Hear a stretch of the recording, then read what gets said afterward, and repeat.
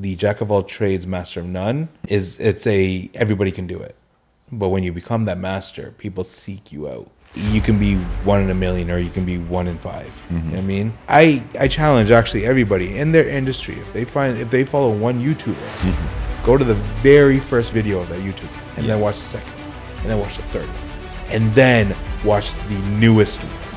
And see the progression.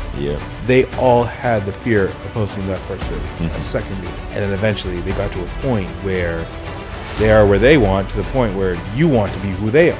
People might make fun of you, but you may not know those people. Who cares? So the credibility of your personal brand can change the perception of a person. Right? Coca-Cola's a prime example. They made people think that Santa wears red and white. And that's what Santa wears.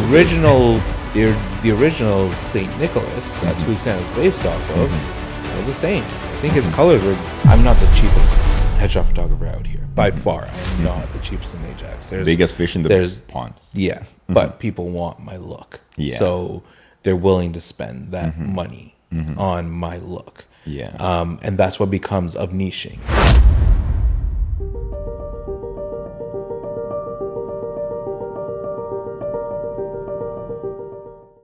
Man, the weather yesterday was... Actually, the past couple of weeks has been bad. Yeah, we've had heat waves, right? Like, it's just like... And then yesterday, Saturday, they said it's going to be heat wave. Saturday, Sunday. And then you look at today. Today is hot. Yeah, and today's one of the coolest days. Supposed to be cold. You know, it's like 27 degrees max. I think that's what they have. Man. It's like, don't get me wrong. Like, I like the summer and spring better than I do like winters. But it's just too much, man. Like, yeah, this has been something. Let a boy not sweat. You know what I mean? Like, let me just enjoy. I was camping over the weekend, and it was so bad that I had to sleep on top of the sleeping bag. You know, normally it's so cold. I'm inside a sleeping bag, and because the nights cool down, but lately the nights are not cold. Like, I actually even took my dog for a walk late last night, and I was like, you know what? It's late. He has a lot of fur, so I was like, let's do it when the sun's down. No, it's still hot. What kind of dog do you have? He is a Husky Samoyed Malamute mix. So he's a rescue from Iran. Actually, he was a street dog in Iran. How did you get him here? There's rescue agencies that worked to bring dogs from other countries, developing countries, to North America to find them homes. So my cousin ended up finding them. He got a dog. He rescued a dog, and then he started working with them because they're an amazing organization. And so when it came time, when my wife and I were looking, we were like, you know what, I got stuck in India during COVID, and what happened there was, when I was stuck, I ended up feeding all the street dogs. Like, I went out grocery shopping just to get the street dogs food. Damn. And then when I got home, and my wife and I had been talking prior to that about getting a new dog, and we always talked about getting a puppy, all that. But then when I got home, there was this different appreciation for what the dogs in developing countries are going through, right? So I was like, no, I want to rescue a dog now. Like, this is what I want to do. So we ended up finding, my cousin, just so happened that all that transpired, and we got our dog. Cool. Does it give you some satisfaction knowing that you rescued a dog that was probably gonna have a bad life? I don't want to say it's satisfaction, because he's actually done more for both of us than we can do for him. Like, the emotion you have with animals is, some people hate animals. I live by animals. Like, my dog who recently passed away, the older one I had, I got him when he was 2 months old, and he changed my world. Like, I'm very actually open about it. There was times where I was depressed, and it was him who got me out of it, right? It was him who saved me from feeling alone and everything like that. So nobody realized how much these dogs do for you versus how much you do for them, right? The satisfaction is in knowing that, like, our dog Teddy, the one that's the rescue, he's now no longer malnourished. He's fed. He's given clean water. He gets proper health checks and everything like that. But on the flip, for us, he's brought our family closer. Where my other dog, again, recently passed, he was 14. It's not typical for dogs to live that long. But when we brought Teddy home, Knox had this new sense of life. He actually, it almost added, I would actually, dare I say, added 3 to 4 years onto Knox's life, because here's a new energy, here's a new playful, like here's a brother that can be. They share the same like just lifestyle. They share the same everything, and it was just it added this invigoration in Knox's life. So it was like it was great to see that. How old was Knox when he passed away? 14 and a half. So again, dogs don't typically live that long, especially large dogs, right? How long ago was that? April, end of April. So it was actually it's only been a few months. Yeah. It was the hardest thing I had ever had to do. My condolences. Thank you, appreciate it. Yeah. It's very much like losing a child. Some people don't see it that way. Yeah. They don't see, but 14 years, he's all I ever knew, right? Like he was, what people don't realize when they don't have dogs and things like that, and I get it time and time again, oh, dogs aren't like children, blah, blah, blah, but it's just like, at 2 months old, I had to teach him how to adapt in society. Yeah. I potty trained him per se. I taught him right from wrong. There's so much that you teach dogs that you typically teach with kids. Yeah. And nobody actually compares the two side by side, right? So it's when I look at it, it's like, yeah, my dogs are like my children. Why? Because I had to teach them everything I would a child. Yeah. Except they stay young mentally, where a child can grow up and be their own personality. Dogs can be their own personality, but mentally they always stay 2 years old. Yeah. Right? They just learn. And I love the fact that, you have Ted now. Teddy. Teddy. You have Teddy now to probably take you through, this wave of emotions you probably have been having for the past couple of months. Do you think having Teddy there helped heal? I'm not going to say faster or better. I don't even know a way to compare it. If Teddy wasn't there, how do you think that healing process for you would have been? It would have been longer. It definitely would have been longer. Because I think it's like with anything. So with Teddy, I still had a responsibility. So when Knox passed, and again, I to this day still mourn it, but I have still a responsibility with Teddy to make sure he's living a good life. So my mind concentrates on that, right? Yeah. Whereas without Teddy, my mind would only be focused on the loss of a dog, right? Yeah. Not the upkeep of another and the maintenance or the raising of another, right? So yes, it does help. It helps distract. And I've suffered through loss in my life a few times, and it's one of those things where I've come to terms with you'll never forget, it'll never not hurt. You just learn how to cope. Yeah. Right? So it's one of those things where I will never not hurt that I lost a dog that, was a child to me, but I'll learn how to cope. Yeah. It's very interesting. Like, and as I'm older now, I can dissect my mind and figure out what's what, right? Like I can take a step back and be very self-aware that, oh, this is what this is. This is what denial is. This is what all this is, right? So it's interesting. It's taught me a lot. Yeah, and I hope that all the folks out there who are looking for dogs might, find that sort of sweet spot where you're able to take care of your dog and you're able to, infuse life into the dog, and that dog is able to give back, hope and, to you. And for those people that actually look for dogs, it's the biggest thing is you have to realize they bond with you quickly. Yeah. So as much as you may not bond with them right away, they immediately accept you into their pack. So, I've seen people get dogs and then a month later give them away. And it's just like, but that dog's already been a part of in their mind, you are their family. Yeah. So you really want to think through whether this is for you or not. Sorry, off the topic of dogs, like dogs are my life. My business acumen. Yeah. All that's one part of my life. My dogs and my wife, completely other part of my life. Sweet. Today I'm hanging out with Neil. That's how you say your name, Mel, right? Yeah. And I met Neil a couple months ago, and we were having a chat, and I realized that these are one of the persons that I need in my life, in my corner, because Neil is a personal branding professional. Yes. So put it that way. And I was going through the internet a couple of days ago, and I was looking at people's resumes, and I was like, resumes seem so impersonal. It's kind of like go to ChatGPT and tell ChatGPT, hey, write me something about myself, and or whatever AI that you use, and they could write something. But I feel like resumes will, or may be replaced by personal brands. Yes. At some point. I think that's actually already started. And growing up, you've always heard, it's not what you know, it's who you know. Yeah. And that holds very true to this day.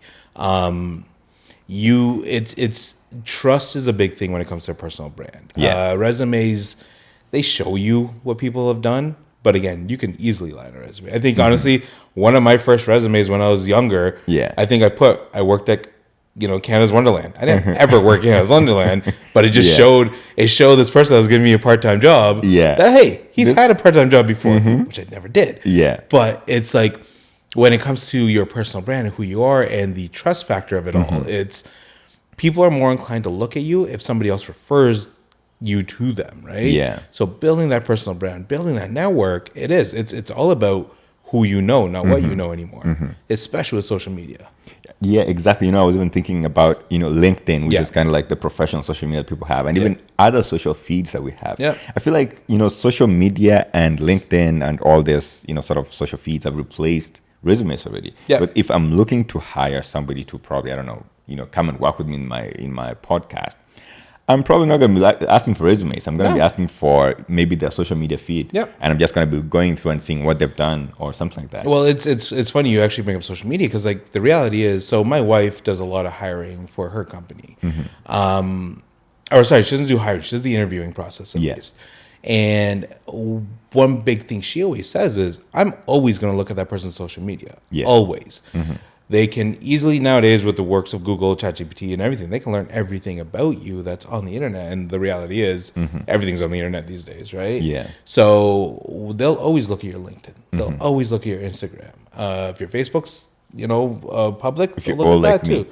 That's it, right? Yeah, like me too, man. I found out I think earlier this year that people don't use Facebook still. Right? Like it's just like I still do sometimes, not to post, but there's a lot of good groups on. There's a lot of good groups. There's a lot of business groups on Facebook, right? Yeah. But so a lot of HR and all that, they will look at your social media to see what you have there, what you're posting, whether it's relevant to their brand or not, right? Because if everything you post doesn't align with that company's brand, that's a risk on them. Yeah, that's a risk to hire you when you can do something that can actually diminish their reputation. So those are key things they look at: is your personal brand, how you represent yourself, how you show up, how the resume is great, but if you actually look at a lot of tech companies now, Google, Facebook, like Meta, TikTok, they don't even ask for resumes anymore. Yeah. They want to see who you are. They ask you case study questions. Yes, they ask you questions like, if you're on this part of the world at this degree, blah, blah, blah, or they make you think, critical thinking questions. But the resume is dead. It's almost like, I don't want to say it's dead because companies still ask for them. Yeah. But it's almost like they ask for them for the sake of asking for them because it's always just been a thing, right? Yeah. But you sure enough they're looking at your social media. So I guess you're going to define to me what personal branding is. But even before you define that, who needs personal branding then? Everyone. Everyone needs everyone. Branding. So by profession, I am a corporate headshot photographer. My company itself, I own a commercial photography, videography company. Yeah. Me personally, I like to focus on the professional headshots and things like that. Now, the reason I do that is when you look at LinkedIn, when you look at your professional profiles, the first thing people will see is your picture. Yeah. Like in all of these. Your picture is that first line of defense you have to whether they're going to keep their guard up or down, right? So having selfies, having AI headshots, to a lot of large companies, that looks at, okay, they're not putting the effort in, they're just, it's lazy, it's this or that. Yeah. So then they may be inclined to look at one of the other 150 resumes they have, right? But when you actually put into the work into developing your brand, showing that you are a wealth of knowledge in the industry that you're a part of or that you're talking about, you become the expert in that industry at that point. Yeah. And they're more inclined to look at you. They're more inclined to want to learn more about you, research you, bring you in for an interview to talk to you about what you do know about that. Yeah. Right? It's everybody from a student to up until you're ready to retire, personal brand is a key factor. Very important. How you present yourself. That's all about your personal brand. So personal branding then is how you present yourself. Pretty much. How the world sees you, right? Okay. You take a typical brand like, let's say, Coca-Cola. Coca-Cola's brand, you know everything about Coca-Cola, right? Yeah. They're a soft drink. They're red, white. They represent, when you see the commercials, they represent cool, want to drink your drink, great for summers, things like that. And they have the commercials for Christmas. Santa Claus wants their drink. That's got to be a good drink that kids want to drink, right? Yeah. They've created this brand of, you already know who they are just by watching one ad or seeing an ad. Nike, same thing. You know, Adidas, same thing. You and I were talking about Jaguar, the car. Yeah. They recently tried to rebrand and they failed on that. Yeah, everybody failed on that. I'm like, what is happening? And that's the workings of a bad rebrand, right? Yeah. But their original brand, when you thought Jaguar, you thought classy, sleek. You know, Dean Martin. You thought all those old school, like clean cut, really cool guys. Yeah. So when you're talking about your own personal brand, how do you want people to perceive you, right? If you're becoming a lawyer, do you want to showcase yourself as a, chill, casual, not, I'll say for lack of a better word, throwing on a hoodie and, baggy jeans and being like, hey, I'm a criminal attorney. Yeah. Or do you want to show clean cut? I work for you. I represent you. I can help you with your cases, right? Yeah. It's all perception. All of it is all perception. So when it comes to brand, your personal brand, it's how does the rest of the world perceive you? Yeah. And since you're talking about perception here, would we differentiate between a personal brand and reputation? Would we say it's kind of like the same thing? They both go hand in hand, right? Okay. So your personal brand is how people perceive you, and then every brand has a reputation, right? A brand reputation. So how you continue with that is your reputation. Yeah. How people perceive you, and then how you show up. How you show up is your reputation. How perceive you. So when I look at you on LinkedIn or so your Instagram, for example, right? So I can pull up your Instagram for the podcast. Yeah. Do you want to pull it up right now? First thing, bring it up. Right. So when I bring up your Instagram for your podcast, the first thing I see is, okay, he's a podcaster, right? Yeah. And then as I read a few of these, I'm like, okay, you're focusing on experts in the industries, right? So already there, I've got the perception of what your brand is. You are a podcast that focuses on the business environment. So now that piques interest, right? So now I'm going to start opening them. I'm going to start looking at them. And then that's your reputation. How you show up on this podcast, how these videos are created, how the information is delivered on this is your reputation, right? If I look at this right now as your brand, I'm looking at you're a podcaster that focuses on experts, right? Experts in industry. And then I open this and all of a sudden I'm watching a clown play, or juggling or something like that. Yeah. There goes your reputation. You know what I mean? I was expecting one thing. But then I got another. Else. Yeah. The perception is gone, right? Yeah. It's like I don't even have to click on the next. The next one could be the best video I could ever watch, but I'm like, okay, this guy has nothing to do with anything. It's nothing to do with what I want, right? So then you've diminished your brand reputation right there. True. And so what you're also saying here, without saying it, is that everyone is a brand, even if they don't want to be a brand. There's some sort of brand that you represent. Yes, absolutely. Everyone will represent. Again, it just comes down to perception of who you are, right? They do hold true. Some of the things, like what's the old saying is dress for the job that you want. Yeah. In a lot of cases, that's true. But it's no longer. It's a little looser now, where you don't have to dress in a suit and tie to be a business person. Again, I'm a business person. Yeah. I dress in a black T-shirt and black jeans regularly, right? Yeah. Me too. But it's a great color. It's great. It's simple. It's easy. I don't have to think about what to wear. It's there, right? Yeah. For me, it's because it's. I don't want to think about what to wear in the morning. So I have millions of black T-shirts. Well, not millions, but many black T-shirts. I go to Costco. Costco sells 4 packs of these. I buy up exactly. I buy up for 3, 4 packs. Yeah. Though that's my uniform. I got these jeans. I got them from Levi's. I think they're having sale. I bought 4 pairs of them. That's my wardrobe. Yeah, I think I get mine from H&M. Yeah, there you go. H&M, you guys should give me put up H&M's logo on this video right now. Brought to you by. You guys should pay us something. Yeah. But it's the you don't have to dress that way anymore. But it's more about what you are and what you bring value of, right? Yeah. It's the value that you bring is what your brand is. So, example sake with my LinkedIn, yeah, I talk a lot about branding, marketing, things like that because again, 2 decades worth of corporate marketing. But it's so yeah, I have 20 years of corporate marketing experience and branding, and for large brands, and that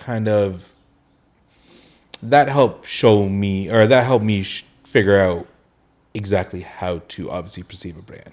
When I look at brands, I look at nowadays what's still luxurious but clean. You look at Apple. Apple Electronics. They don't do much for their branding. Their branding is always the same white. Yep. Everything's done on the white. It's clean. It's simple. I like the back of my phone. That's it. That's exactly it, right? Like it's clean. Yeah. Everything. The phone itself is sleek. It's their brand is luxury, but they don't have to work hard for it. Yeah. Because it's just simple.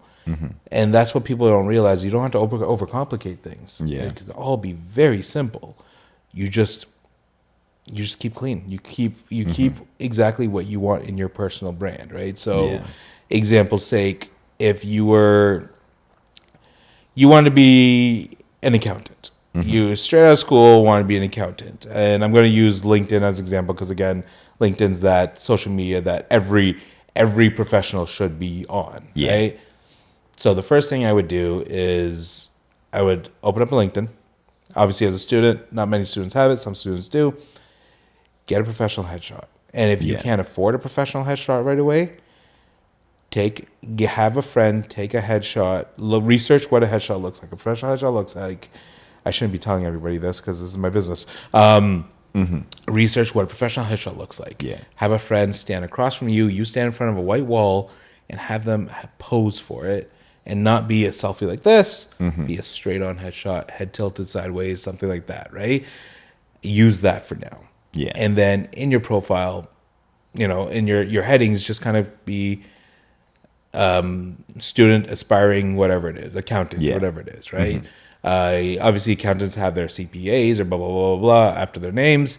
But just create something like that. Add the looking for work logo on your LinkedIn. Yeah. And then research articles that are really, really involved in your market. What articles that you've read you think are cool, reshare those, but add your thoughts into them. The more you do that, the more people look at you and be like, hey, he or she's becoming an expert in their industry. Or they know a lot about this stuff. Yeah. So you're more looked at. That you've now created this personal brand where you're becoming an expert in that field. Yeah. Right? So now people look to you for information. They follow you for information.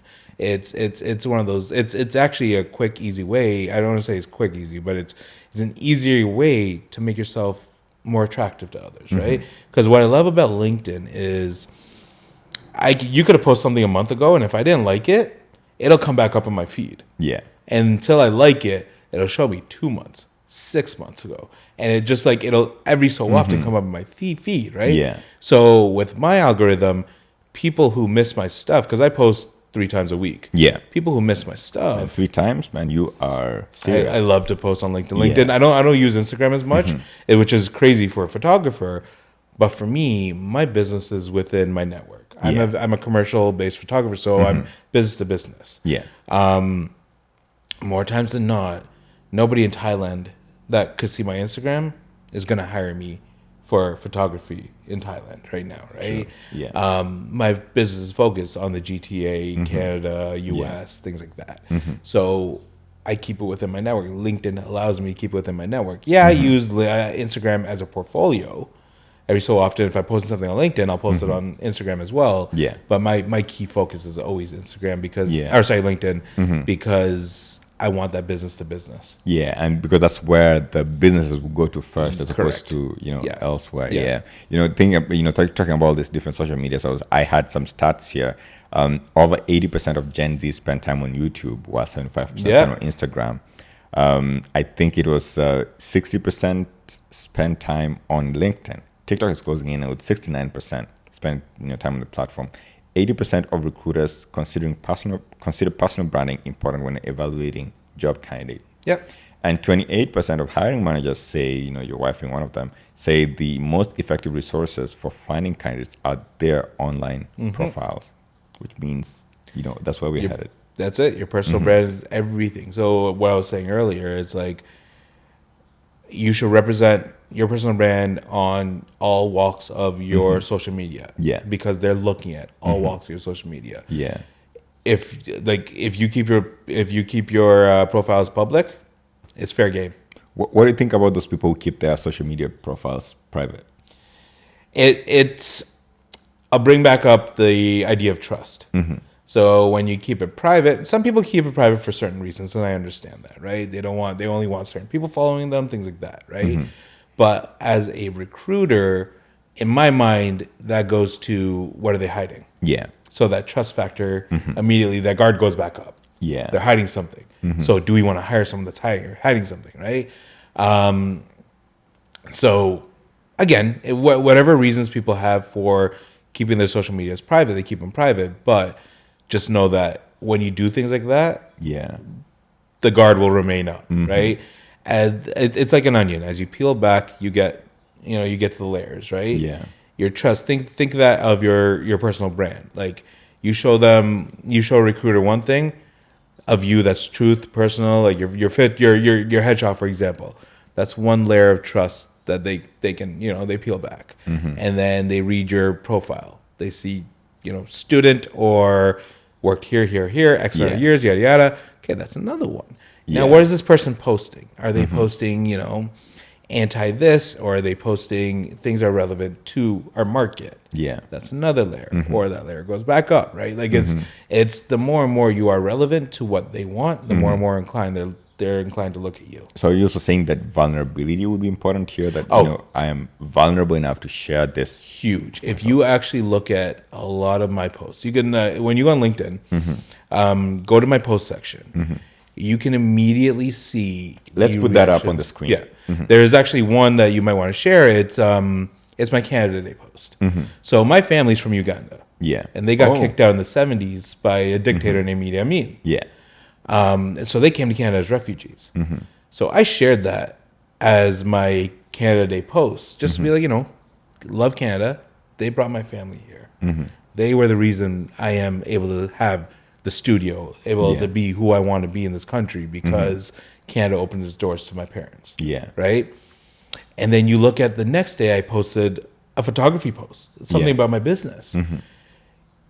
You look at being vulnerable, and I've done many vulnerable posts. I talk about my, any mental health issues I've had. I talk about, my fear of rejection, my fear of failure. Those posts do significantly better than a post about my photography like that. Yeah. People want to know who you are, right?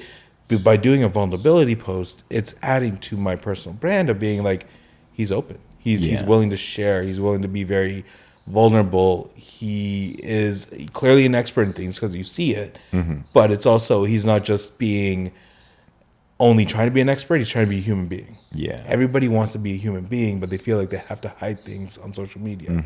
So when you start showing these things on social media, people like it because it reminds them that they're human beings as well. Social media is a funny game. It is a very, very funny game, but we're all hooked on it. Let me ask you, we're calling it a game here, and, people are hooked on it. How important is it that whatever you post on social media is accurate? So let's say, for instance, you're sharing a vulnerability post about yourself. Do you have to be very accurate, truthful about what you are posting there? Or can you, spice it up a little bit? I mean, everybody spices it up in one way or another, right? Okay. You don't want to go overboard in spicing it up, but adding, I like to be very comical in what I post, right? So I'll add comic value to things to add that little spice factor to it, right? it's you do want to be truthful, but you don't want to. I'll use my editing headshots for example. Mm-hmm. When I edit headshots, I get rid of blemishes and stuff like that on people's faces. Mm-hmm. Is that a lie? Kind of, but it's not. I'm not changing them to look not like them. Yeah. I'm just taking away certain things or adding certain things to make their features, their face pop more to be them, right? Yeah. Same thing with social media. It's like by adding a little bit extra to your story, being a little bit extra on your story, isn't, as long as you're still truthful about it. It's not, spicing it up is not a bad thing. Yeah. We all post to get engagement. That's what we all do. Like the whole concept of the podcast, the whole concept of me posting on LinkedIn is to get engagement. I want people's eyes on me because I want people to see what I do professionally because I want them to work with me, right? Any candidates who are out there, you want to work with people. Yeah. So it's the spicing it up grabs their attention. Yeah. And then by grabbing their attention, they're still reading your truth. But, you said a few keywords to spice it up, things like that. I'm not a huge fan of, what's it called? Clickbait. Yeah. I'm not a fan of clickbait because that gets everybody. Yeah. And it's never relevant. That actually ruins your credibility. But adding a little spice to your post is not a bad thing. I'm thinking about one of the posts that I had over here. Every once in a while I use clickbait for my what do you call them, the YouTube thumbnails. And so I have this friend of mine, his name is Tando. He's a Brazilian jiu-jitsu professional. Okay. And so I put up a post. So in the podcast we had a chat about him fighting with Mark Zuckerberg, because Mark Zuckerberg. Oh really? So he's also big on Brazilian jiu-jitsu. So they've never fought with Mark Zuckerberg. I was like, how would it feel if you fought with him? And so what I put as the YouTube video thumbnail? Yeah, fighting with Mark Zuckerberg in Brazilian jiu-jitsu with Mark Zuckerberg, something like that. Okay. Yeah. And I guess that got me some traction. But you spoke about it at least, right? Yeah. It's still a content. Yeah. But it's like these clickbaits, a lot of the clickbaits that you see, they say one thing, but it means it does nothing. Like there's one example. I was reading an article and they were talking about bank closure in the U.S., right? If you actually read the article, they were just saying that banks are closed on July 4th. But the actual, the headline made it seem like these key banks are closing down for good. Yeah. That is just complete fear-mongering and clickbait, right? But if you do it in a way like yours, it's just fighting with Mark Zuckerberg. That's a topic you guys spoke about. Yeah. So it is relevant in a way because you spoke about that topic. Yeah. I get it. That's harmless clickbait. Clickbait, like the bank's closing down, that's fear-mongering. That's a different level. Would you be into jiu-jitsu? If me personally, yeah, God no, or any MMA. I'm 40 years old, man. Okay, my back doesn't do any of those things anymore. Okay, my body hurts waking up in the middle, waking up at night. Yeah, I can't do any of that stuff anymore. I was listening to all these guys who go on the Joe Rogan podcast and they're talking about MMA like in their blood, man. I'm like, what are those guys doing, man? I mean, it's something else, and I think that's what the brand that they've created around themselves. I mean, I think historically we've always loved that because if you look at again gladiators, you look at all of that historically, like UFC fighters are essentially historically gladiators. Yeah, like if you go back, this is what they wanted. They wanted a winner. They wanted. I mean, back then, yes, they killed the person, but nowadays it's laws in place and human rights and whatnot, which is a good thing, but it's literally two people in a ring fighting till the end. Boxing, same thing. Wrestling, same thing. Right? It's almost like human nature. We thrive for this entertainment. Funny thing is, I was just thinking about it right now. I think there are negative side effects with all this, sparring and fighting, because when I think about all the folks that I know who went into boxing, they end up with some sort of mental health challenges, or even I mean, it does a number on your brain. Right? Your brain is not designed to take those hits. Yeah, and the cushioning that is your head and skull are only so much. Right? Like at the end of the day, you take that many blows to your head, you're taking it makes an impact. Yeah. Right. So going back to I know I brought up Joe Rogan, and I'm thinking about the fact that Joe Rogan is the podcasting space and is so big in the podcasting space. But I also know that there are many other fields out here where people are trying to differentiate themselves, create a niche for themselves in that field.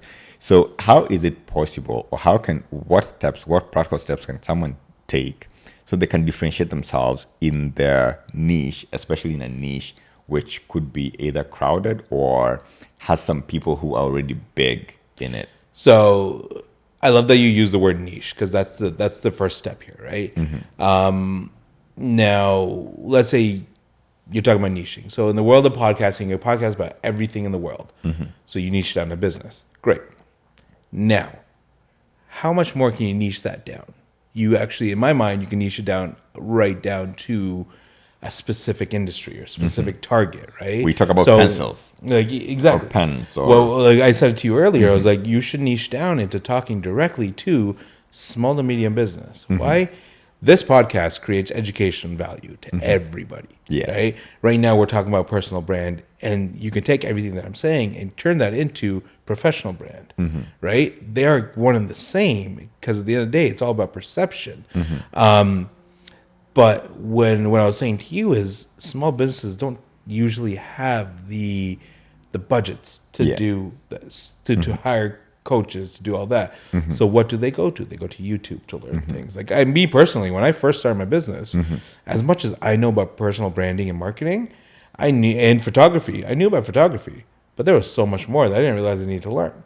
So I watched hours. To this day, I still educate myself on photography techniques, new equipment. Even in the branding world, I'll educate myself on branding. So it's one of those things where when you come down to, for a podcast, for this, for example, your target market is your niche. So if your niche, you provide value for in every field that I've seen so far.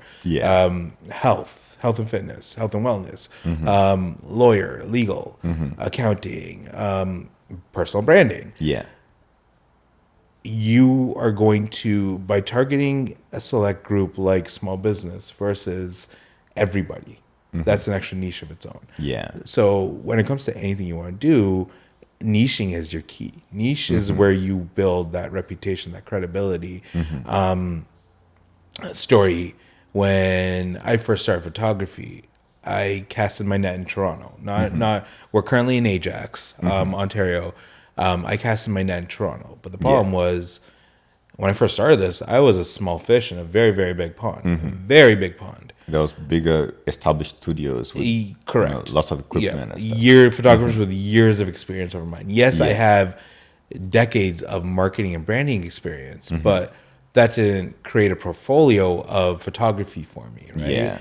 So my thing was, I'm from Ajax. I grew up here. I left here for a few years to go to Toronto, but I grew up here. I've known Ajax my whole life. So when my wife and I decided to move back to Ajax, I cast my net in Toronto. Nothing was happening. I wasn't getting anything. I would have to discount myself in order to get clients, and I didn't want to do that, because what kind of business do you run if you're constantly discounting yourself, right? So I thought to myself, as Durham, Pickering, Ajax, Whitby, Oshawa, as these all grow, what can I do? They're all small ponds right now. So I became a fish in the small pond. And then as time went, I became a bigger fish in the small pond. Now, Ajax, again, Durham region is growing significantly. So as this becomes that big pond, I will be the big fish in the big pond, which now, by being that big fish, and I'm not saying I'm a big fish, but I've developed a brand. I'm gonna say this: you are probably one of the biggest fish in this pond. Actually, I maybe I know by doing my personal branding. By the way, the way I've branded myself, when people think of headshots, they think of Mill. They think of me.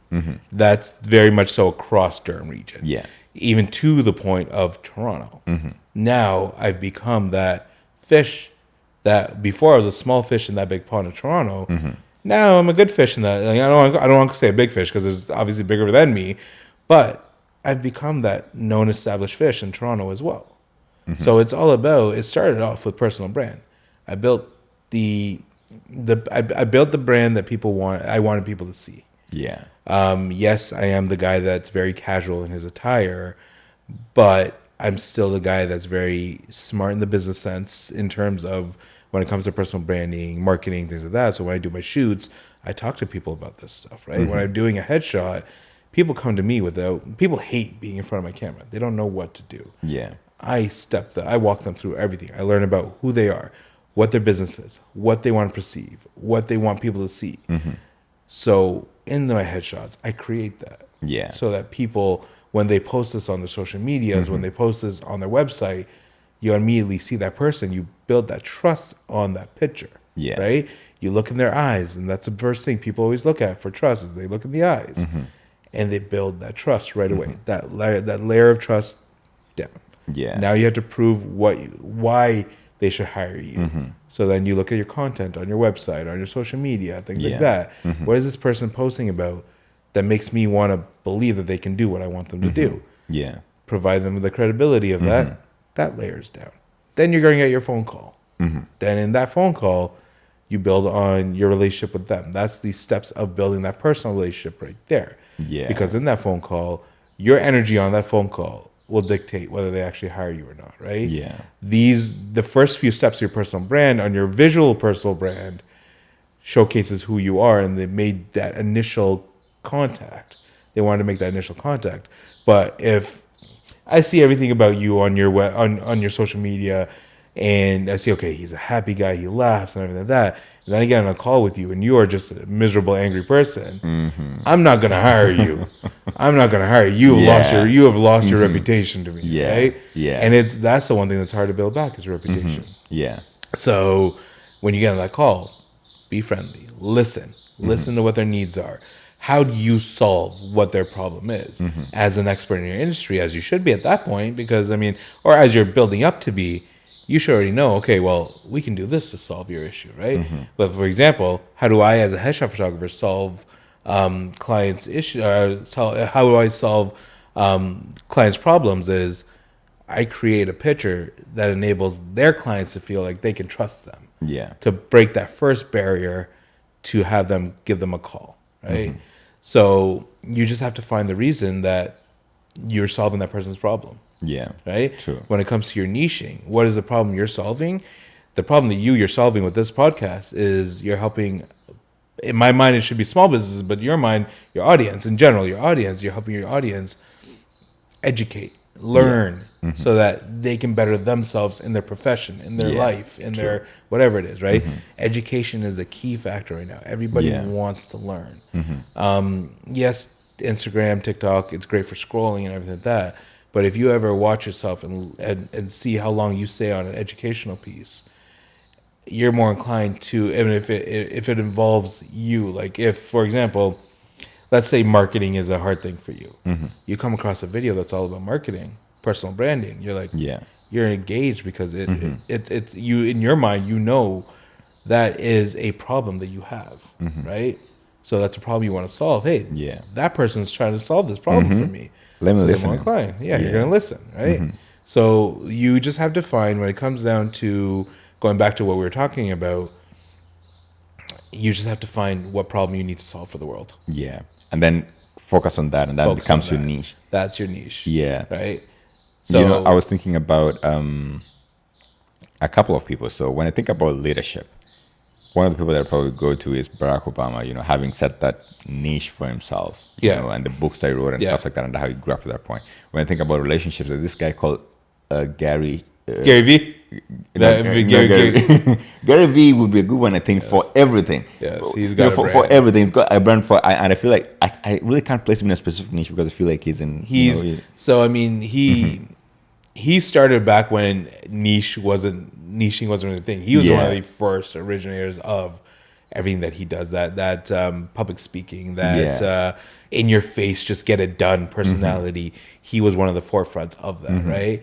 So now the problem is everyone's doing that. So now you have to look at niching. Whereas when he started, he built his following on where nobody else was doing it. So technically he was a niche. He was a niche. He didn't need to niche now completely because nobody else was doing it. Yeah. So he built his following on that. And now he's at a point where he doesn't have to. He's already the industry expert. Yeah. He's the industry expert. True. He was the big fish. He is the big fish in that bigger pond. Yeah. Right. And so the guy I was talking about was Gary Chapman. He's big on relationships. Many people haven't heard of him, but it's I think they call them the five love languages or something like that. I think there's I don't know. Oh man, I can't remember the 5 love languages. We can put them up on the screen. The 5 love languages by Gary Chapman. And then there's so I was also thinking about something very specific that really fascinates me nowadays. Space, going to space and stuff like that. So I realized that this Canadian called Chris Hadfield. I'm reading a book about him right now. Yeah, he's got a book. He was in space for a long time. Yeah, he was in space for a while. And funny thing I learned from him is that he was only in space 3 times. Apparently, when people go into astronaut school or into the astronaut program, I think he was in NASA then. He was in CSA, Canadian Space Agency, but working with NASA. And you might be an astronaut but never go to space. Yeah, I've heard that. And then what I learned is that he ended up commanding this so much of the International Space Center or the space station while it was here on Earth. Yeah. But he eventually went up 3 times. And those 3 times that he went up were a big deal. And I think he writes a book based off of his life. I'm reading it right now. It's at least on my reading list right now. And it's beautiful. And so where I'm coming with this is that we have all these wonderful people, but they've been successful in narrowing down to a specific niche. Yep. We don't want to think about going into space. You think of Elon Musk and he's doing all this amazing. Yeah. And I don't think I can put my finger down on Elon Musk on going to space, but I put my finger down on Chris Hadfield. On Chris Hadfield and going to space. And I just wonder all the time: are there disadvantages with focusing on a specific niche, though? What do you think? I mean, people may disagree with me. I don't think that there's a disadvantage because I always come down to, and I've said it many a time so far on this podcast, is expert in your industry. Everybody wants to get paid a lot, right? Everybody wants to make all the money, blah, blah, blah. When it comes down to being an expert in your industry, you're more sought after. You look at, look at Einstein. He was an expert in physics. Yeah. Right? You look at Chris Hadfield. He was an expert in space exploration. But he had to go through so much education to get to that point. He had to go up one time as a standard astronaut, then the second time as, I don't know what they call them, but the third time you said commander. Right? Yeah. He put in his reps, he put in his time, but he became that expert in the industry to the point where they're like, we want you. Yeah. We want you to go up. Right? We want you to command this journey. Yeah. Right. So if you were to ask me, is there a risk or is there a disadvantage to niching? No, because once you become a niche, so I'll associate it to my photography. When I first started photography, I was the jack of all trades, master of none. Yeah. But the problem is there's so many out there that do the exact same thing. They do every type of photography.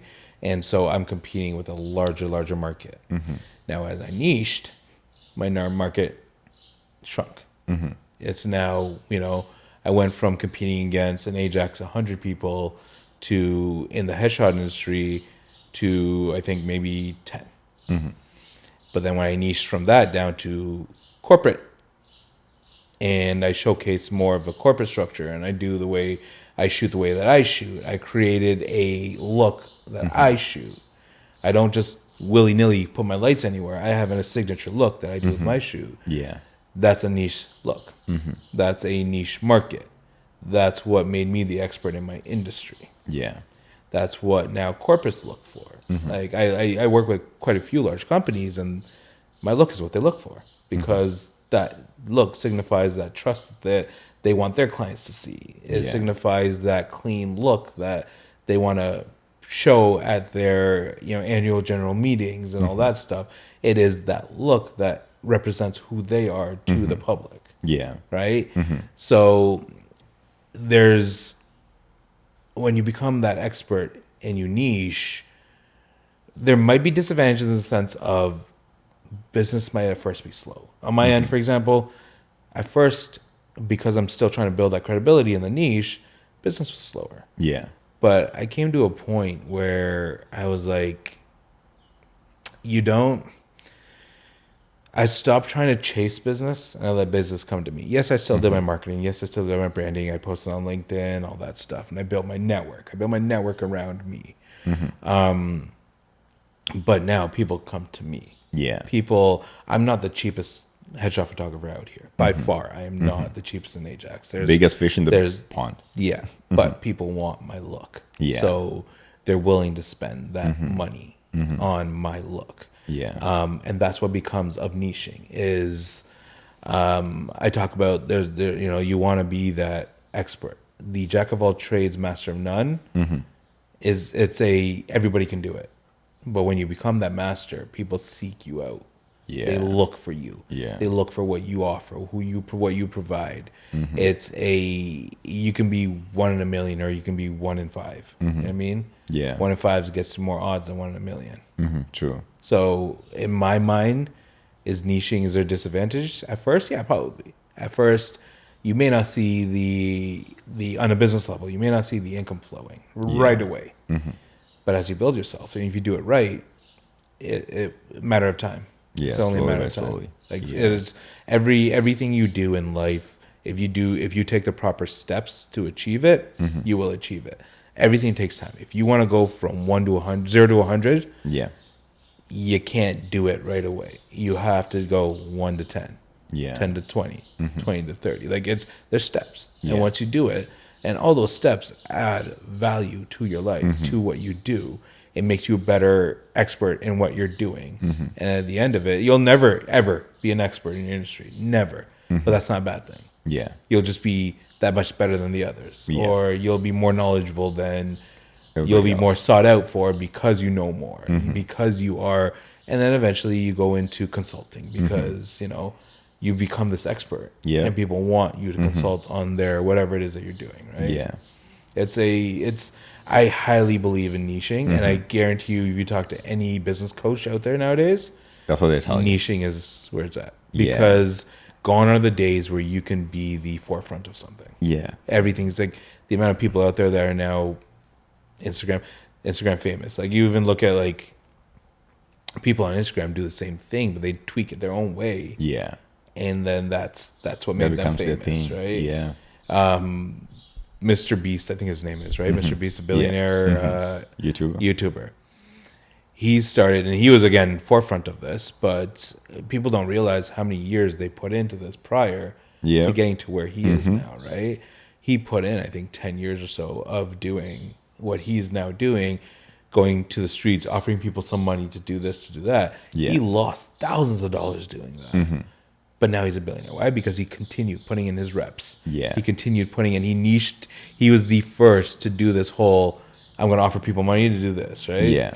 And it's a stupid concept, but it's a genius concept, right? Everybody wants to make free $5 to go, do whatever. Yeah. Right? He just it's nothing crazy that he makes them do at first, but now he had a game show. Like he now has a game show where he gave away $100 million. Yeah. He's got all these endorsements. His brand, his Mr. Beast brand, is on chocolate bar. My nephew wanted it the other day. I had to buy the chocolate bar for my nephew. $5 for this chocolate bar. So there's a Mr. Beast just because there's a Mr. Beast chocolate bar. You know what it is? Have you ever seen that chocolate bar Crunch? It's a big rectangle, blue, white, red chocolate bar. Yeah, it's the exact same chocolate bar. Oh, but they just rebranded it. They didn't rebrand it. The concept, the internals of it, relatively the exact same. But he just threw Mr. Beast on it. On a wrapper. You just got a new wrapper. Mr. Beast. Yeah. Mr. Beast Crunch Bar. And that is worth so much more than a regular chocolate bar now. Yeah. And because my nephew watches him online, he wants everything to do with him. That's branding, man. Yeah. That's branding. So that's what branding can do for you. That's what branding can do for you. If you do your branding right, you can open up so many doors. Yeah. And as you're growing then, does it get to a point where you need to change your way of doing things or your it depends on which route you go, right? Like if you're continuing on the same thing, if I just want to be a headshot photographer, I will continue along the same brand, and you adapt your brand based on the new trends, the new market, new what's happening, right? But for example's sake, my logo is a very basic logo. It's literally my initials, MIL, not my initials, my name, Mil. Yeah. in a rectangle, and at the bottom of it, the rectangle is cut out and it says photography at the bottom. Very simple. I created it in minutes. But the logos I created before that, when I tried to be extra, were just, they weren't hitting. They weren't hitting. But then when I did this very basic logo, the amount of compliments I get on this logo are like, I love your brand. I love your logo. Yeah. I'm a very black and white brand. I'm a very, with brand, and one thing you should learn is brand color. Yeah. Because brand color, with my black and white and gray, that represents a luxury market. You know, high end, very businessy, CEOs, executive level. That's what that color represents. Colors like orange, red, yellow signify sales, things like that, right? There's if you ever have an opportunity, I would highly advise researching brand color. Like, so even for personal branding, you need brand color. Brand color. Yeah, brand color. It's always what that person associates that color with, right? Green, money. Yellows, oranges, bright ones, excitement. Black, white, tuxedos, gowns, luxury, things like that, right? When it comes to logos, if you actually look at a lot of high-end logos, they're very flat. Yeah. Right? It's when you do these crazy out-of-the-box logos where it's just too noisy, it's too loud, it's too much, right? But those work for certain brands. So what you do is research. If you this is going to business brand versus personal brand, but if you're creating a logo for yourself, research your market, different logos in your market, what they look like, and based on that, if it is a very pop out in your face logo, maybe look at building something like that. If it's a very luxury flat type logo, look at something like that. Very simple.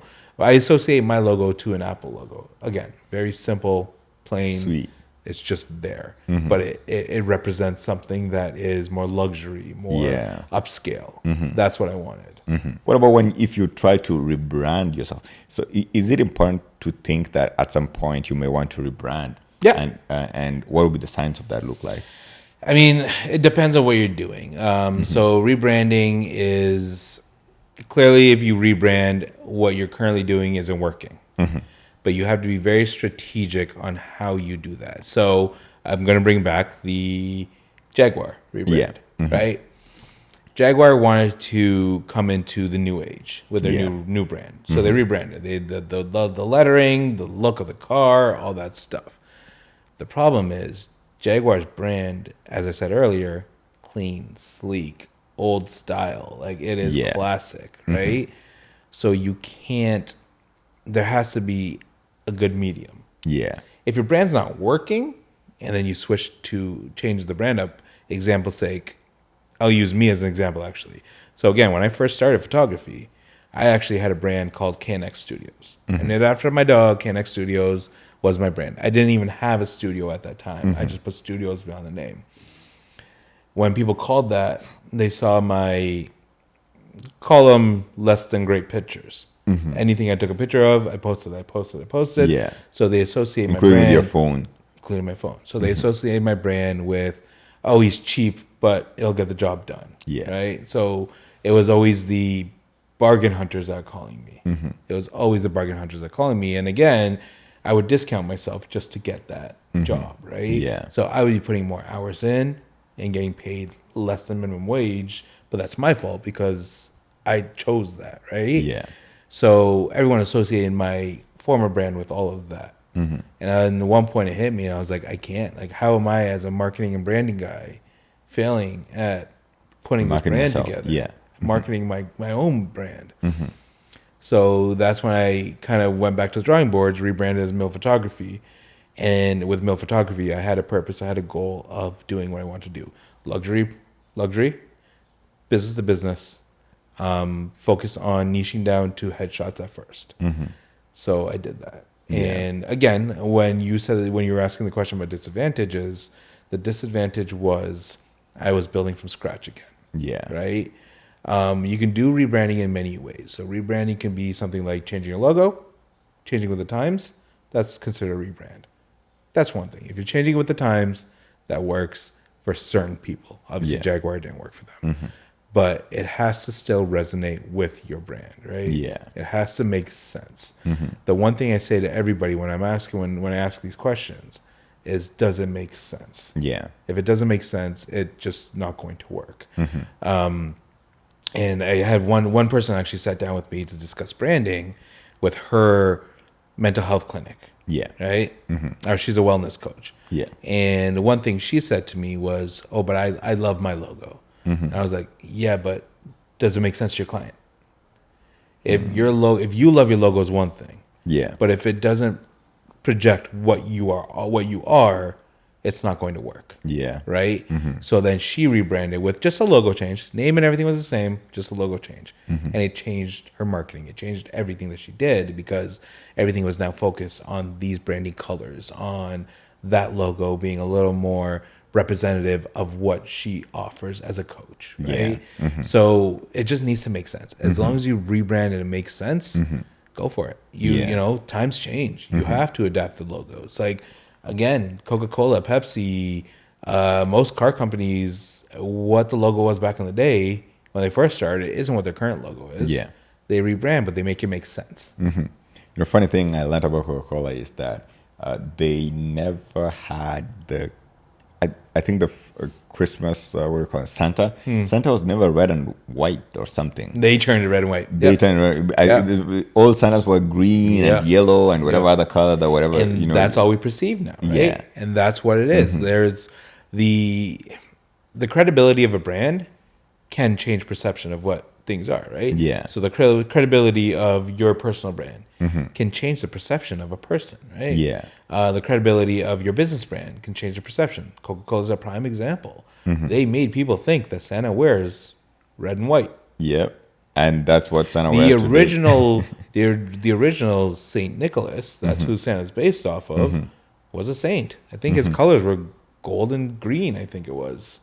Right? Like, it wasn't red and white. Yeah. He wasn't a jolly old, large stomach, big beard. He may have had a big beard, I have no idea, but it wasn't what we see as Santa to this day, right? With the gold rimmed glasses. That's it. None of this, that wasn't any of it, but Coca-Cola was able to create that. Yeah. Because of the following they had, because of the brand image that they had. It's interesting that we don't even assume, or at least I didn't associate, Santa with Coca-Cola until, I learned that. And now I can't dissociate that from him. And now if you were to go to a kindergarten class, put a picture of Santa in front of them to color in, they would color him red and white. Yep. They would color him red and white. I think that was that's the generational branding of Coca-Cola. That was big. Yeah, this is genius, really. Yeah, and I'm going to think of Santa here as an influencer. Then, so is it? Would you think influencers would help? Me hang out with some influencers or some sort of content creators who are big in their space, so they resonate more with people. Do you think that would help in pushing or building my personal brand? Does it make sense? That's the first question I'm going to ask you. So if you were to hang out with your personal brand being what it is, then let's say an influencer that's a hair and makeup influencer. Yeah. Does you hanging out with them make sense for your brand? No. That's what you want to ask yourself. That's what you want to ask yourself. Hanging out with an influencer never helps or never harms, but it's got to make sense. Yeah. If you're an accountant and you want to become, Insta famous or social media famous, you want to be the expert in your industry, but you're hanging out with an influencer, again, that is a makeup artist. Yeah. Where's the correlation in the two, right? How does that help your brand? Yes, people might know you, but that's where it ends. Right?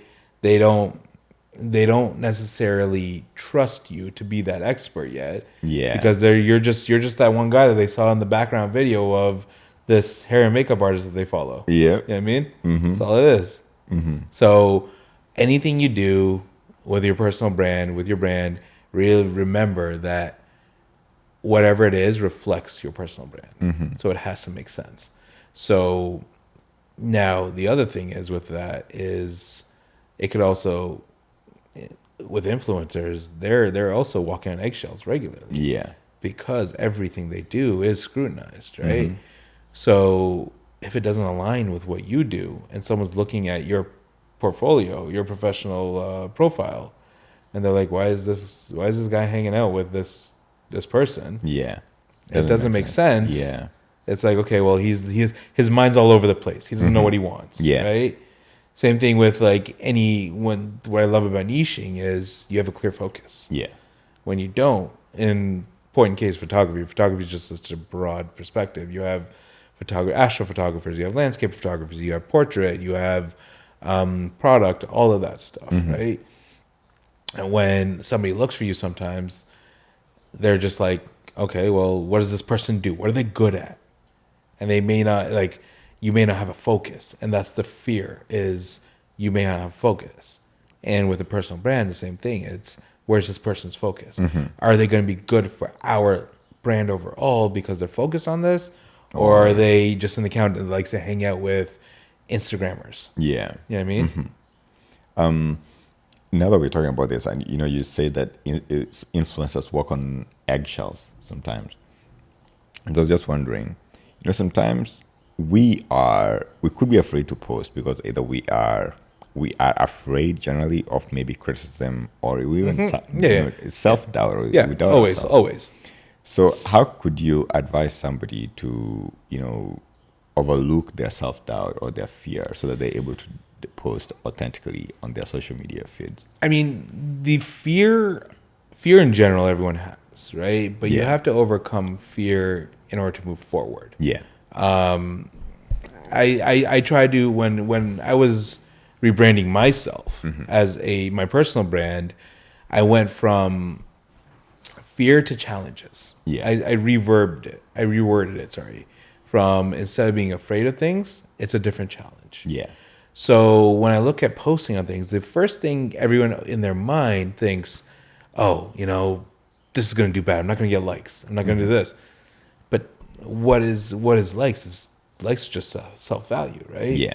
Don't concentrate on that. If you're trying to build a brand or expert in an industry, as I keep saying, you can get one like, you get 100,000 likes. Keep posting. If this is something that resonates with you, post. It'll eventually be a part of your portfolio that people will eventually see. But your reps have to take it. It takes reps to do things, right? I challenge actually everybody in their industry, if they follow one YouTuber, go to the very first very first video of that YouTuber. Go to the very first one, and then watch the second one, and then watch the third one, and then watch the newest one. And see the progression. They all had the fear of posting that first video, that second video, that third video, but they did it, and they did it, and they did it, and then eventually they got to a point where they are where they want, to the point where you want to be who they are. True. You just have to get over that fear. People might make fun of you, but you may not know those people. Who cares? Right? At the end of the day, it is what it is. We've all been there. We've all had that fear of, how are people going to look at me if I post it this way? It's all about internally how you feel about what you posted. A big reason why I post a lot of vulnerable posts is because I want people to know it's okay. I have ADHD. I want people to know it's okay. I want people to know that you can still be successful with ADHD. Like it's completely fine. You just have to learn to work with it versus working against it. Right. So when I talk about vulnerability, I've seen a therapist. Why? Because I think everybody in the world should see a therapist at least once in their life. It is a third party. It's refreshing. And the thing about my therapist, they just sat across the couch. They asked one question, and I worked everything else out as I was talking. And it was just having that person that knows nothing about me, doesn't care about, you're just sitting there as, to trigger questions for me, allowed me to understand my own inner workings, right? So that whole fear of where you're like posting and stuff like that, just do it. Best case is a lot of times you can just archive it or delete it. Right? Like at this stage, if you're just building your personal brand, try it out. If it's not working for you, go back to the drawing board. There's a thing called A/B testing. A/B testing. You have two different things. You try them both out and see what works. And whichever one works, you continue down that path until you reach another A/B, and then you continue down that path. Like it's good. It's do it. It's very like, I know the fear of failure is easier said than done for most, but if you pivot it as a challenge, you're challenging yourself to do this, and the only way to grow is to challenge yourself. Your whole life, you challenge yourself. As a baby, you challenge yourself to walk versus crawl. You challenge yourself to crawl versus lying there. Because there's an end result that you want to get to. So do it. Right? You just have to get out of your head and know that this is not the end of the world if you do it. Yeah. That's my thoughts on it. Honestly, like I don't, the moment I pivoted fear, and I pivot a lot. Yeah. When I pivoted fear to a challenge, I was excited about it. Yeah. Because everyone has that, they within them, they all have that, they want to be challenged. They want to be, they thrive on just, challenges. So it's like you reword it, and that's what it is. That's what it becomes. Yeah, and I think overcoming fear is something big. I think in many other aspects, really, even the fact that sometimes I feel bad for babies who are born into this world. Yeah. Because this world is full of a lot of trouble and challenges, and they get social pressure from their family. Yeah, and then you get here, and then you have to deal with it. You know, and I think I'm afraid on the behalf of new kids or new people who are gonna be living in this world. And I was just also thinking. So as you are growing, is there any way you could do some sort of branding audits on yourself, some personal branding audits? And if you're doing any auditing, on yourself, on the growth of your brand, what could you be looking out for as you're posting stuff and you're looking at in this engagement with people? Since we say that engagement is what we're looking out for when we are posting stuff. So is it important at all to sit down and say, what, let me look back and see how I have progressed, or do some sort of audit on your growth? I mean, the reality is when it comes to call it social media posting like LinkedIn's or Instagrams, they provide you analytic reports. Yeah. So you already have the numbers to see what's working, what's not, right? So that's point one of branding, is looking to see what your marketing is. If it's working, the numbers don't lie, right? Numbers never lie.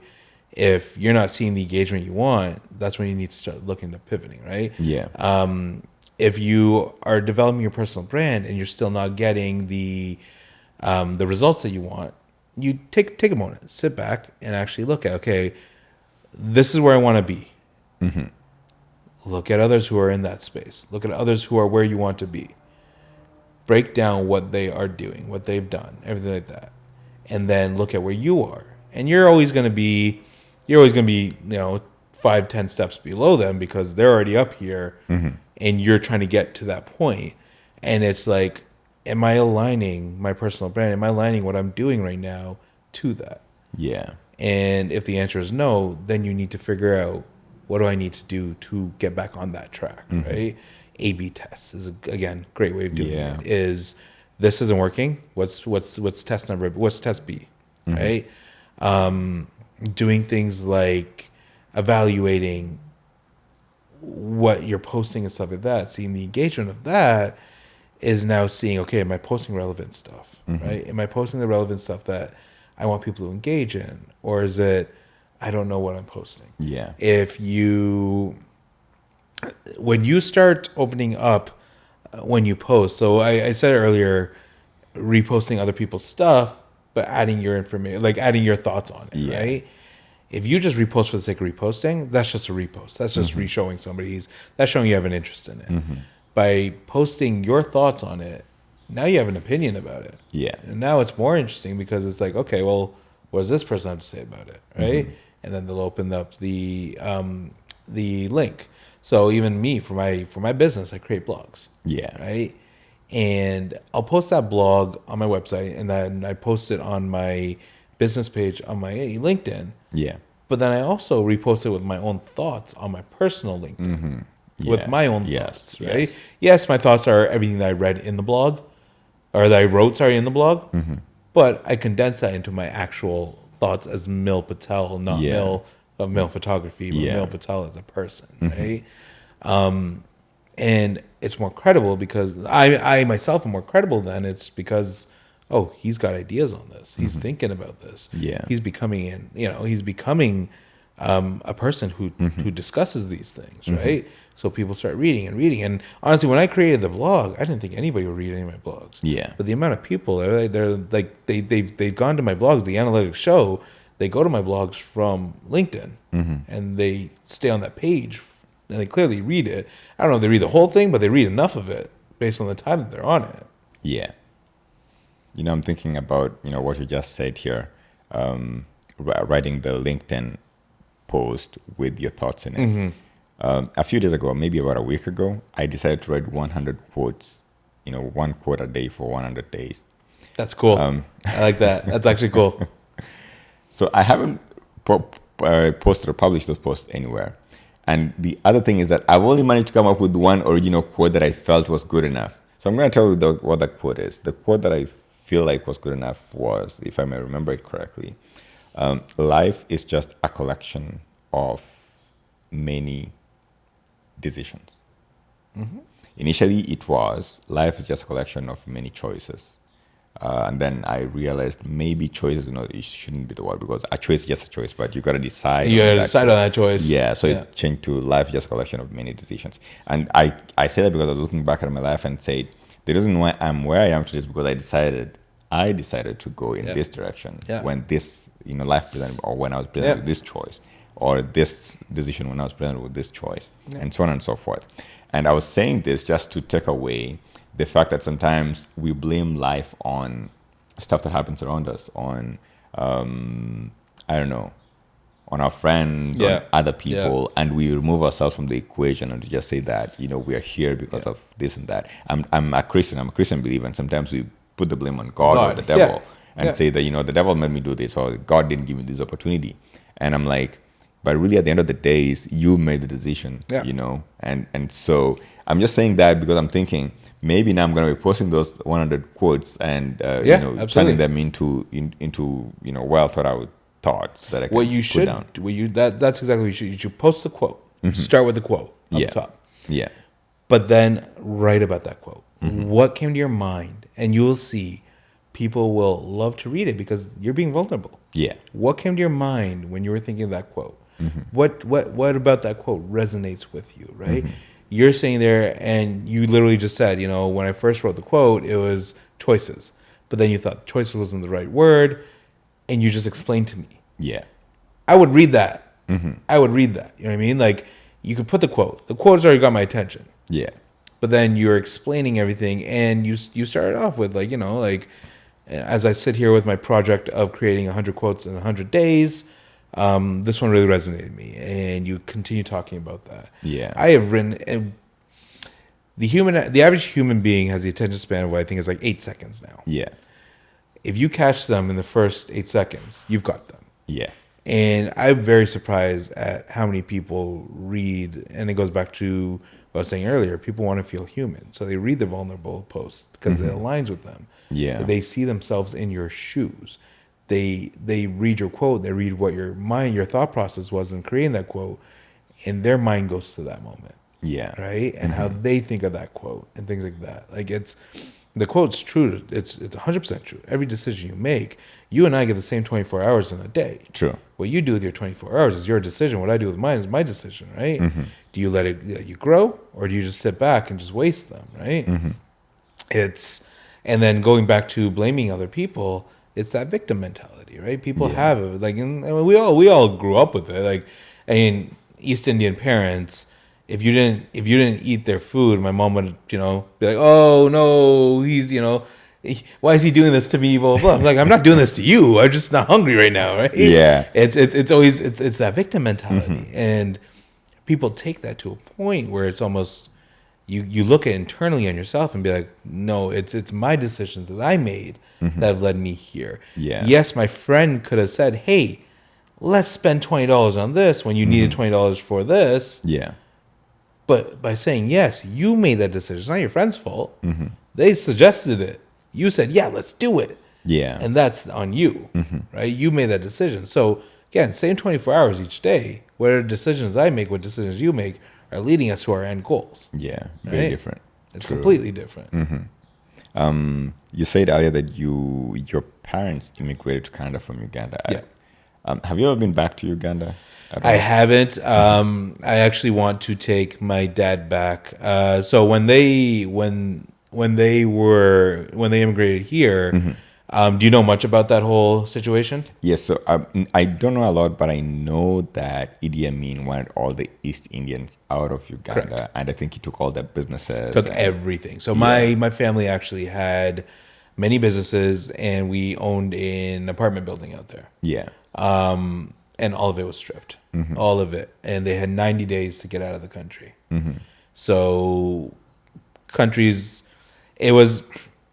Idi Amin was trying to get back at the British for a decision the British made, and the British didn't really care. Yeah, and it backfired.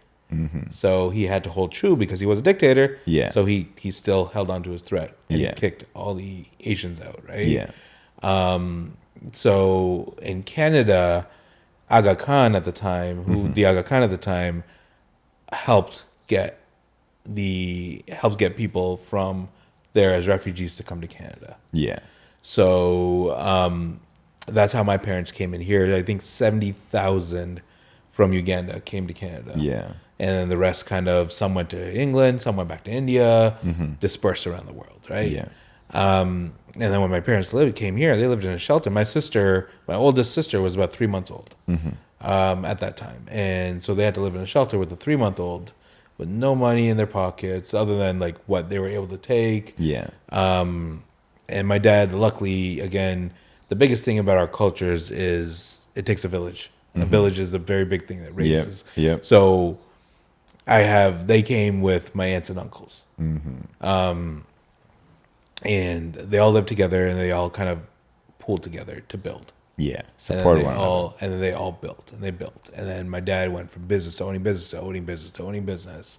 My mom worked full-time jobs and then looked after the kids and everything like that, right? So they built the life that we live now. Yeah. And I can say I shouldn't say I never wanted for things because my parents had always lived that immigrant struggle life. Things I wanted, they're like, do you need it? Not necessarily, but I want it. Then you're not getting it, right? Yeah. So, but I had a roof over my head. And I had a beautiful roof over my head. Yeah. I had means of transportation to get everywhere I wanted. I had food to eat. I had clean water to drink. I had everything. Why? Because my parents, even though came to this country as refugees, fought to build something. Yeah. Right. And it's admirable to see that. It's admirable to see that my dad, obviously business person his whole life, family owned a lot of businesses. My grandfather was a business person.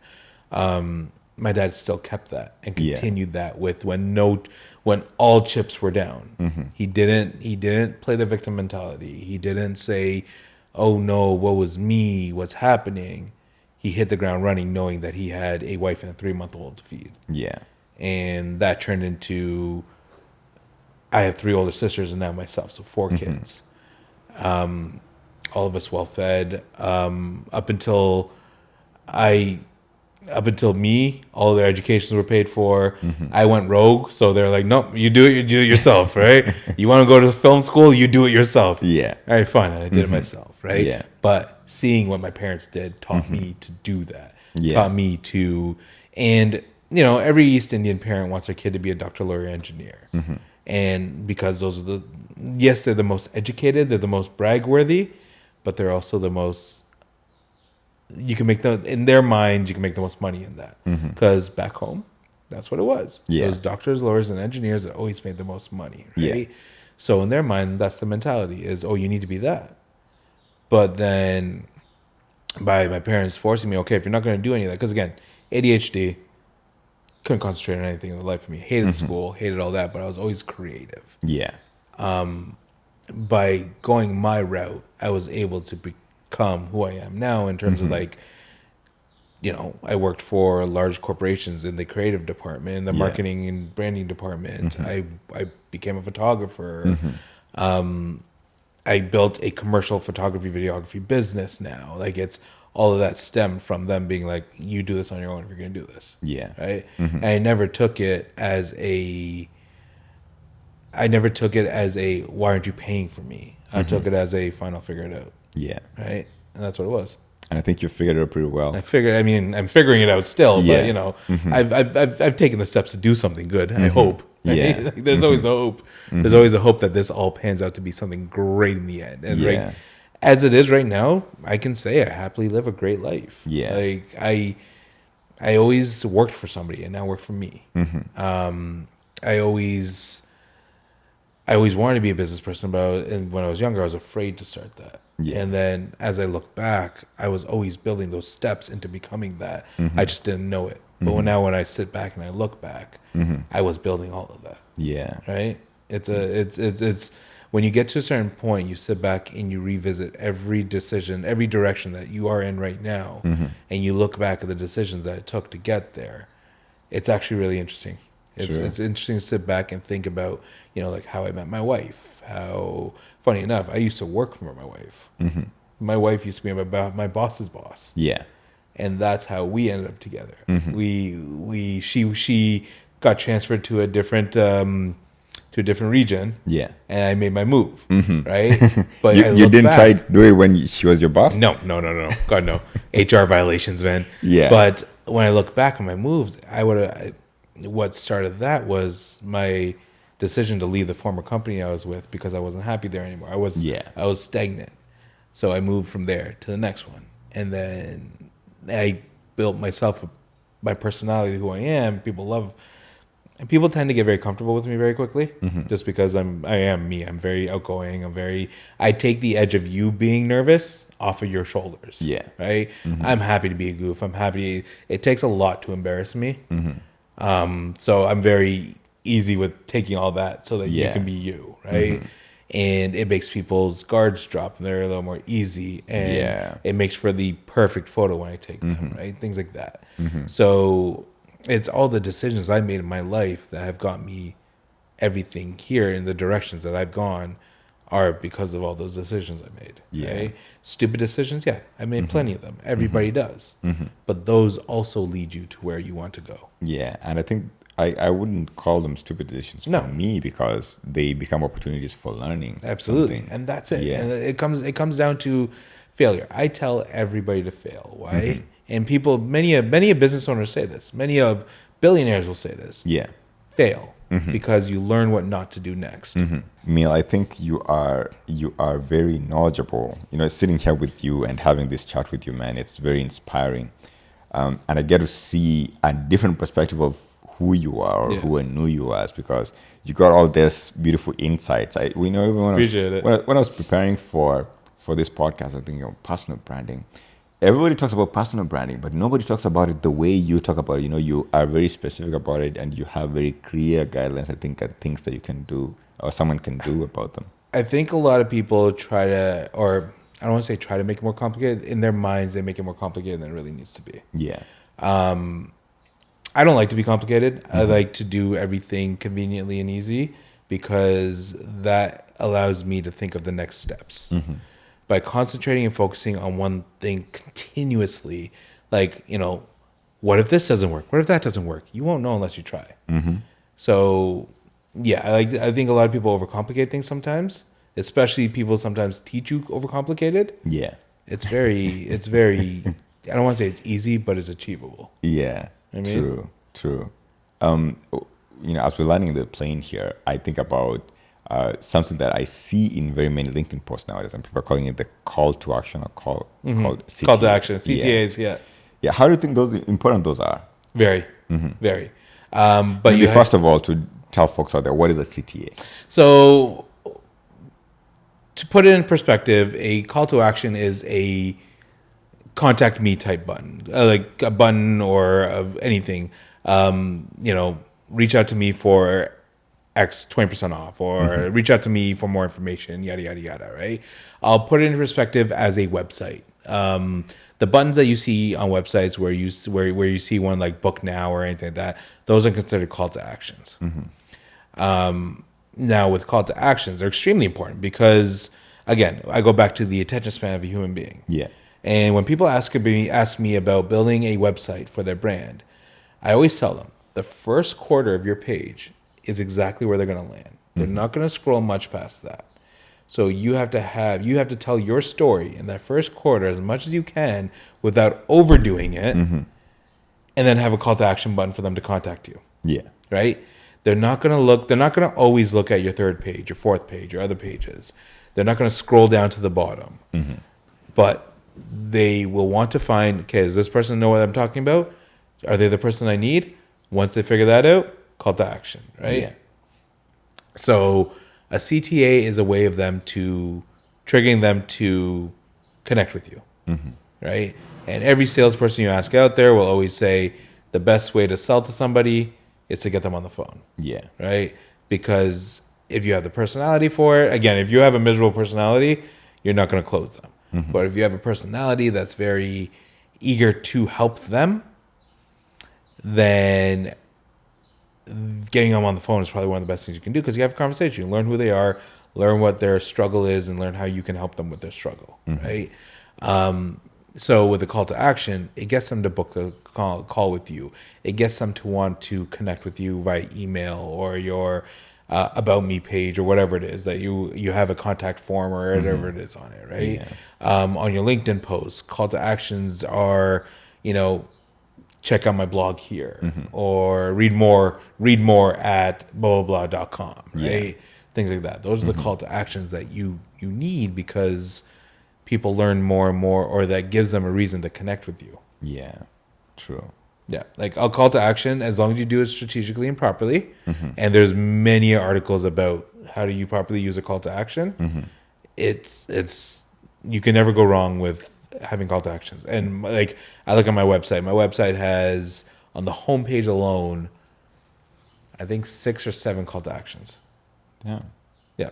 They're just like if people decide to scroll further, there's still a call to action there. Yeah.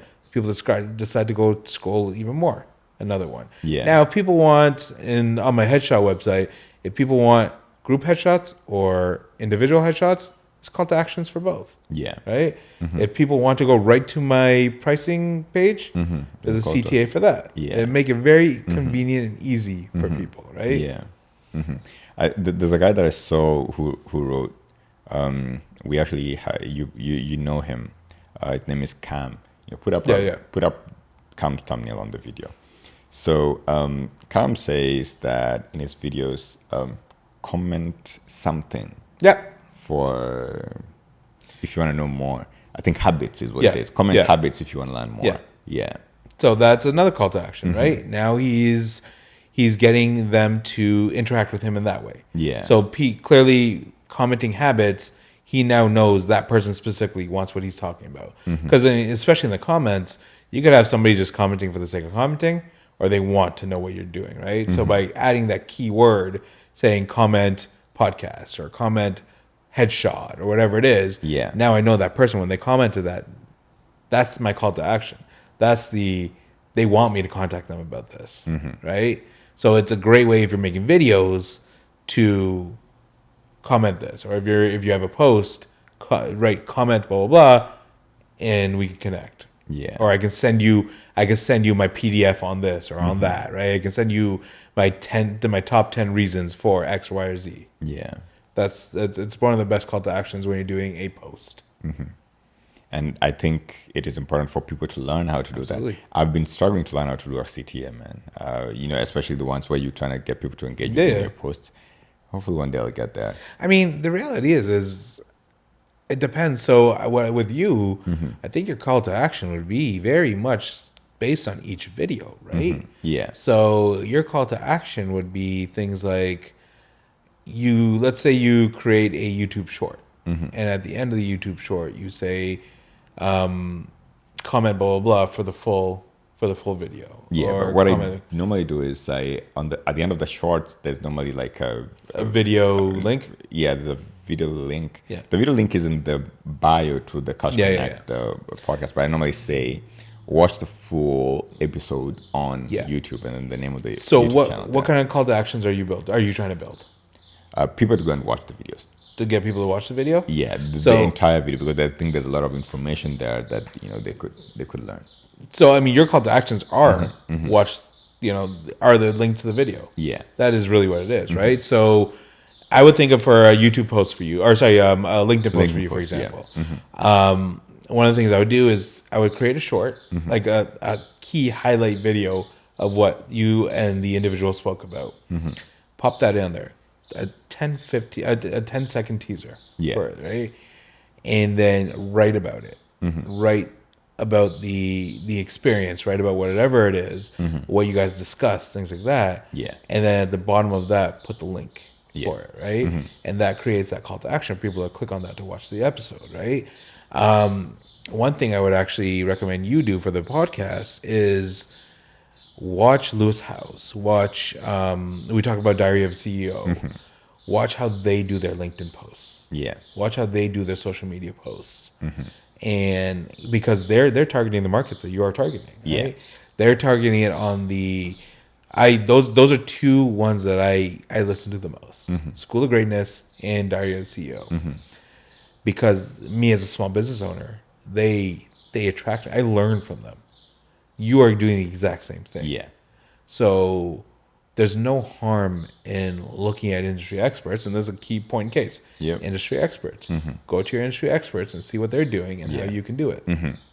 That's exactly what it is. They built this brand that made them the industry experts. True. And they're now the experts in providing education to the business world. Right?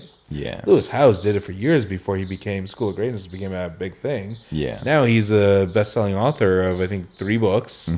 He does speaking engagements. He has his big conference, annual conference. Like, he's great.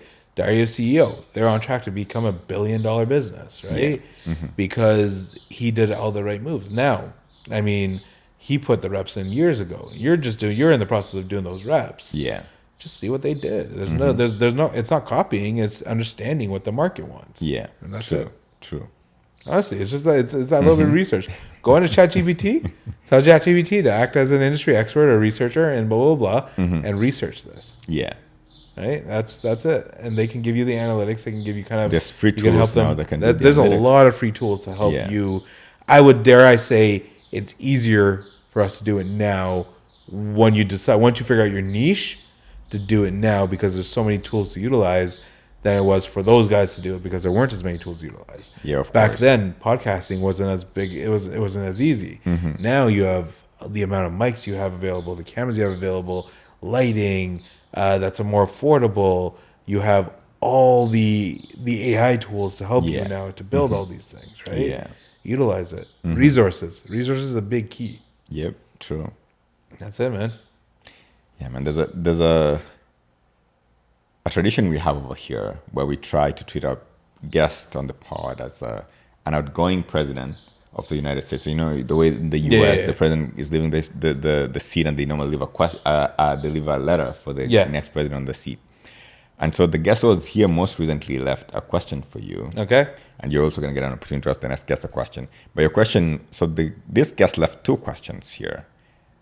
What do you think the world needs in order to be better? And second question, how can you be part of the solution? What do I think the world needs to be better? The world, now you said it earlier, the world is becoming a scary place. We see guidance from those who have their own agendas. We are quick to, and this has been for decades, we're quick to believe media. The world needs truth. The world needs education. That's what the world needs. It needs people who would rather help you understand what's going on versus just telling you, oh, this is bad or this is good, right? I look at wars. Media helps us believe that one side's better than the other. Yeah. In some cases, it's true. I look at, Russia versus Ukraine. It's a very Russia decided to attack type war, right? But then you look at some things are happening. Like, I don't want to say, I'm not going to get into the whole other wars that are going on in the world right now, but we're believing one side versus the other because that's what we're being told is true. Yeah. There's only one narrative. I think we all need to keep more of an open mind to understanding, to realizing both sides of every story, right? You look at, some things that the U.S. are doing, right or wrong, they might be helping some but not helping the others. But we're only focusing on what it's helping for some, right? Yeah. It's learning the sides of both stories. It's learning the truth. It's the educating yourselves. Yeah. So you're not just believing one thing, you're challenging. You're questioning. The world you are designed as a person to question. You from a baby, you question. Yeah. So why as an adult are we now no longer questioning, we're just accepting. Right? You look at every politician out there for the most part, a lot of them are in it for they're in it for themselves. And so we believe them. They promise this, that, and this. And I understand there's a lot of times where you promise things and it's a lot more work to get to that point than to be able to do it. But it's like, I look at actually, you said Barack Obama earlier. He tried to better the U.S. with the things like the Obamacare and stuff like that. But then you had others that are like, oh, it's going to cost you money. It's not good for you. It's like, but it is. It provides health care, right? He's one that him and his wife both try to better the world. And we need more people like that. That's what we need. Forget anything else. We need more people that want to do good versus want to do what's best for them. Yeah, true. And what was the second question again? How are you being part of the solution? How am I being part of the solution? Educating. Yeah. I am a big advocate. So one thing I love to do is I love to take students under my wing. And I'm talking to university students, things like that. Like I come across them in my walk of life as the vice president of the board of trade. I see many as students in the business world, right? I will always sit and have a coffee with them and help them, whether it's for 10 minutes, whether it's for 3 weeks, whether it's for a year. I will always give them time to help them better themselves in hopes that they better the world. Because our only hope is our generation behind us, or the next generation, right? So by helping them better themselves, you're bettering the world. Yeah. So I try to pass on my knowledge the best I can. And I know a lot of people say, don't give away for free what you can charge for. And I can charge for, I could charge these kids, like when I say kids, I'm talking like early 20s and all that stuff. I could charge them for it, but I know they don't have the money for it. Yeah. So why am I going to charge them when my business is running fine? My business is doing well. Yeah. I can at least help these kids move forward in life, right? True. The business mindset, the personal branding life mindset, things like that. Like tomorrow, I'm doing a headshot for a student that I met. They currently have a selfie on the LinkedIn. I was like, what would be good would be a headshot. Yeah. Can't afford it. Okay, let's talk about it. I don't do that frequently, but it's just like they built a relationship with me. They wanted to learn from me, and I was like, let's do this. Let's get you a headshot. Let's start your process, right? So the best I can offer the world is educating. Yeah. That's all I can offer is taking what I know, and not just in marketing and branding, not just in photography, but in life. And at least helping them, guide them on a path that they can now choose their direction, going back to directions. Yeah. Going back to the decisions. Maybe I can help them make the best decisions. True. Right? That is beautiful. I'm thinking about all this that you are doing, man, and I think it's helping the world. Appreciate it. Having this kid, teaching them, and having this kid that you are doing this, the headshot that you're doing for him. I think that's beautiful. And something else I want to tell my audience over here is that we are recording this in Mill Studio. Mill Studio is housed in a building that's 100 years old. Over 100 years old, yeah. Yeah. I think we're talking about 123 years old, yeah. Yeah, something that you'd say 1902, yeah. 1902, this section of the house, yeah, but what it's attached to was built in 1870s. Yeah. Yeah. Damn. And, the way you look at all this engineering that goes into making this building stand for this long. I was looking at the brick wall behind us, and I want to believe these are the original bricks over here. Yeah. With the original, concrete, in between. Yeah. That is beautiful, man. It's a we don't appreciate this. It's our history, right? Yeah. And what I love about, as much as the stairs are a pain to go up because they're so narrow. Yeah, they're so narrow and so steep. They're and steep, so long, very steep. Yes, that too. I wind myself walking up these steep steps every day. But the heritage protects it. Yeah. So the outside of the building, the certain aspects of this building are protected. Yeah, you can't renovate them. Now, adding drywall to the walls around us and stuff, that's one thing. Yeah. But I can't change the structure of this building. Why? Because this is what it is. Yeah. The wood that's under our current floor, the floor that we currently have, is all beautiful wood. The original wood. The original wood. But obviously, for the sake of preservation, you have this wood on top of it. Yeah, the nice laminate that goes on top. Yeah. It's a beautiful, and that's what it is. It's just the history. Yeah. Right? That's nice. If you want to reach out to Mil, you can. I'm gonna put his socials, the description to this video. He's a great photographer. He's a great personal coach. He'll take care of your personal branding, and it'll make you better, I believe. Yeah, I hope so. I hope so. That's my goal.